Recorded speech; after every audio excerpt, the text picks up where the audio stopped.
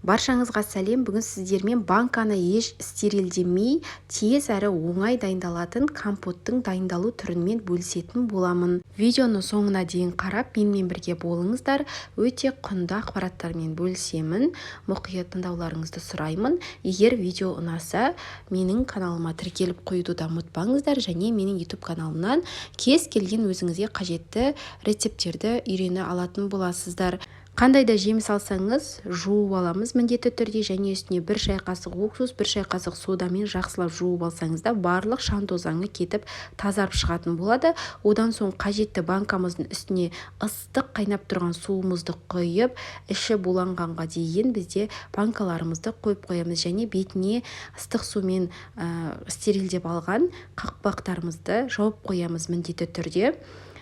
Қақпағымызды да міндетті түрде ыстық суға салып аламыз. Неге шамамен 15 минуттай банкаларды қойып қойдым, және жуылған шиені үстіне салдым. Сіздер арасында тек қана шие емес, ассорти қылып жасасаңыздар да болады. Алма, жүзім піскен уақытта жүзімді қоссаңыздар да болады.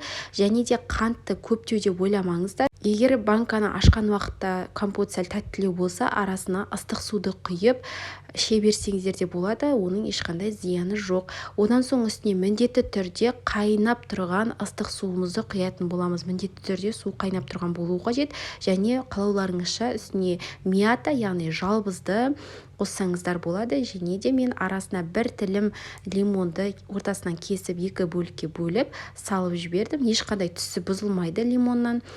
Жалбыз бен лимонды салып болғаннан кейін бетін қақпақпен жауып қоямыз.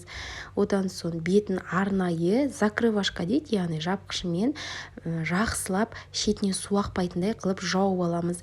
Мінеке көргендеріңіздей менде компоттар дайын болды, және компоттың барлық беті толық жабылғанын нақты тексеріп алғаннан кейін столымыздың үстіне қойып, әрлі-берлі банкамызды айналдырып аламыз да 2 күнге орамалдың астына қойып қоямыз. 2 күн өткеннен кейін барып бірақ аламыз.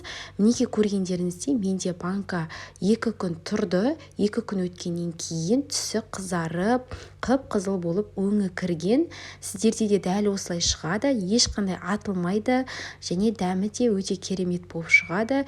Сіздерге де дәл осындай тәсілмен жасап көруге кеңес беремін. Егер ұнаса, менің каналыма тіркеліп, пікір бөліміне өз ойыңызды жаза отырып, лүпілдеріңізді басып жіберіңіздер, және менің каналымнан кез келген өзіңізге ұнаған видеоны көріп жасай бересіздер. Астарыңыз дәмді болсын.